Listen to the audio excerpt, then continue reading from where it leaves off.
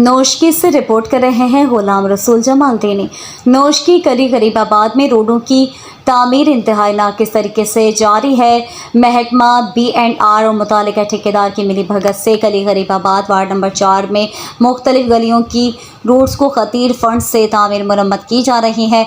बदकिस्मती से मज़कूरा इलाके में नई रोड्स की हालत इज़ार इंतहाई ख़राब और गैर मयारी है।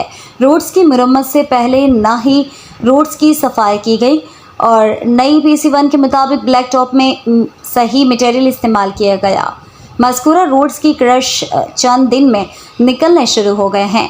अवामी हलकों ने मुतालबा किया है कि हुक्काम बाला कली गरीबाबाद में रोड्स की गैर मयारी तामीर और मरम्मत का नोटिस लें और रोड्स को दोबारा मयारी तरीके से तामीर कराएं ताकि अवामी फंड्स ज़ाया ना हों।